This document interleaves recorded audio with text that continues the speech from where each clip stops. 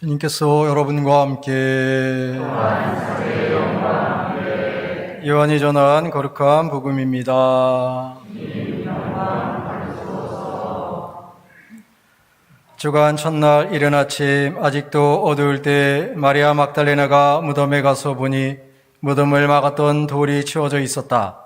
그래서 그 여자는 시몬 베드로와 예수님께서 사랑하신 다른 제자에게 달려가서 말하였다. 누가 주님을 무덤에서 꺼내갔습니다. 어디에 모셨는지 모르겠습니다. 베드로와 다른 제자는 밖으로 나와 무덤으로 갔다. 두 사람이 함께 달렸는데 다른 제자가 베드로보다 빨리 달려 무덤에 먼저 다다랐다. 그는 몸을 굽혀 암화포가 놓여있는 것을 보기는 하였지만 안으로 들어가지는 않았다. 시몬 베드로가 뒤따라와서 무덤으로 들어가 암화포가 놓여있는 것을 보았다. 예수님의 얼굴을 쌌던 수고는 암화포와 함께 놓여있지 않고 따로 한 곳에 객해져 있었다. 그제야 무덤에 먼저 다다른 다른 제자도 들어갔다. 그리고 보고 믿었다. 사실 그들은 예수님께서 죽은 이들 가운데서 다시 살아나셔야 한다는 성경 말씀을 아직 깨닫지 못하고 있었던 것이다. 주님의 말씀입니다.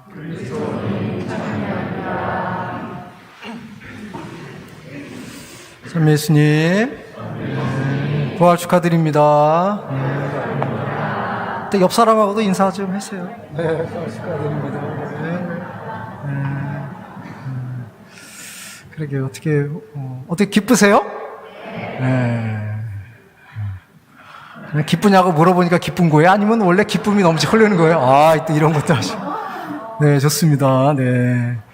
굉장히 기쁘다는 것은 우리가 그만큼 또 사순절을 잘 보냈다는 거죠. 사순절 동안 준비가 잘 됐기 때문에 부활의 기쁨을 더 만끽할 수 있는 것이 아닌가 하는 생각을 합니다. 물론 개중에는 난 아직도 부활의 기쁨이 없는데 라고 생각하시는 분들도 있을 수도 있겠지만, 그래서 그분들을 위해서 교회는 부활 시기를 50일로 늘려놨어요. 그러니까 아직도 부활의 기쁨이 없다고 실망할 게 아니라 이제부터라도 또 부활의 기쁨을, 부활하신 예수님이 어디 계신가를 찾고 발견하고 또 그것을 느끼고 행복을 맛볼 수 있으면 되는 거니까, 부활의 기쁨이 오늘 당장 이루어지지 않는다고 해서 우울하게 생각할 필요는 없고, 이제 부활한 예수님을 만나기 위한 또 우리들의 노력이 필요하리라고 생각이 듭니다. 저도 부활을 준비하면서 기쁘게 강론을 준비했는데, 주교님 부활 메시지를 교증미사 때 읽어주라고 메시지가 나와서 눈물을 머금고 제가 이렇게 메시지를 읽어드리려고 합니다. 아마 여러분들 주보에 메시지가 내어 있는데 제가 거의 비슷하게 축약을 해서 다시 한번 여러분들에게 알려드리려고 합니다. 한 장만 넘겨주세요. 그래서 주일 아침 무덤에 갔던 마리아 막달레나는 누가 주님을 무덤에서 꺼내갔습니다. 어디에 모신지 모르겠습니다 하며 제자들에게 빈 무덤에 대해서 전합니다. 마리아의 목소리에서 슬픔과 절망이 배어납니다. 그렇죠? 이제 안식일 다음 날, 그러니까 안식일에는 먼 곳으로 이동을 하면 안 되기 때문에 안식일이 끝나는 주일 아침에 마리아 막달레나는 예수님을 보고 싶어서 무덤에 가게 된 거죠. 아마 마리아 막달레나는 예수님을 되게 좋아했던 여인인가 봐요.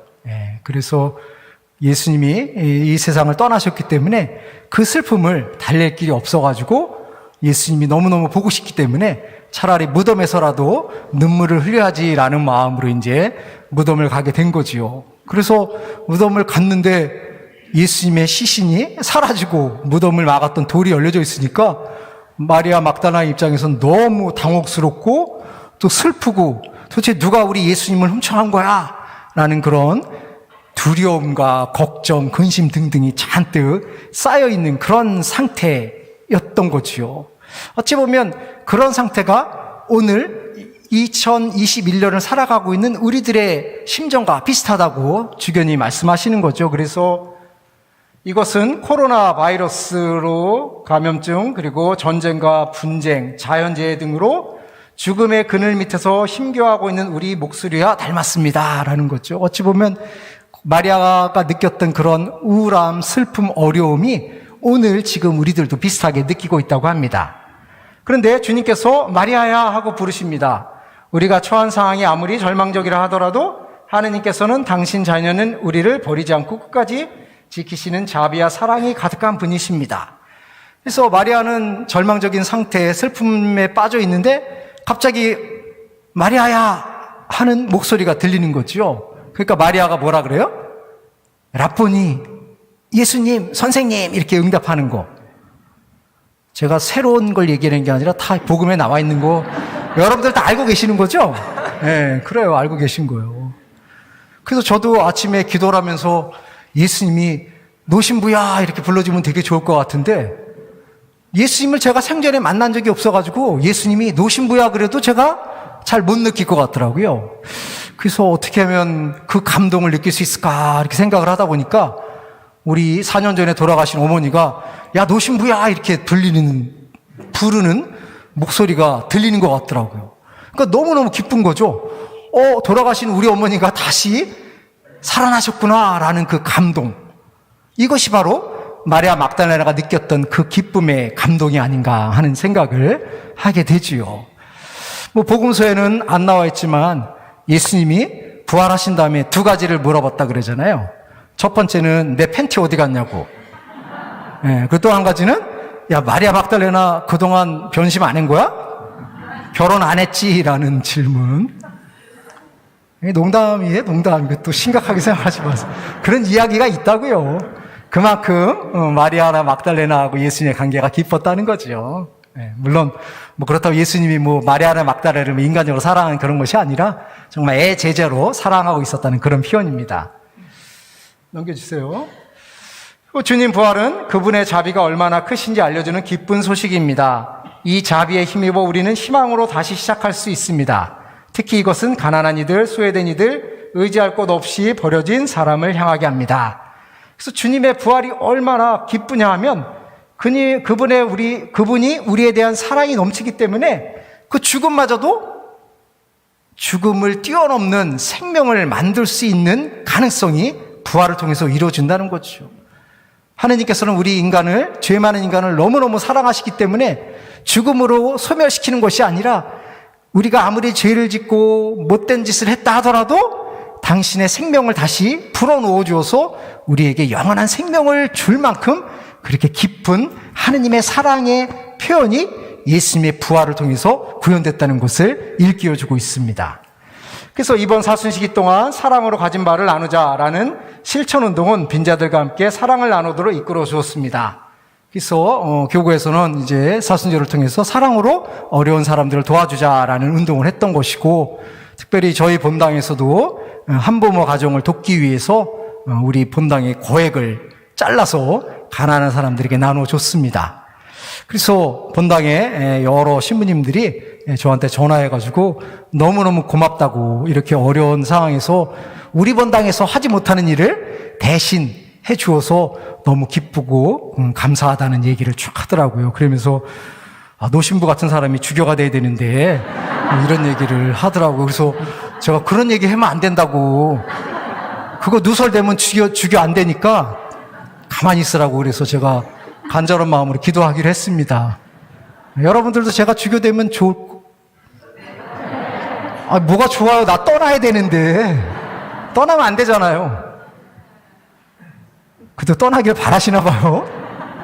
네, 아무튼 그래서 농담이고요. 그래서 어쨌든 그만큼 우리 본당 신자들의 협력과 관심과 사랑으로 우리들의 정성을 또 이웃들에게 나눔으로 인해서 많은 이들이 또 절망의 분위기에서 또 희망의 분위기를 만들어 나가고 있다는 것에 대해서 감사드립니다.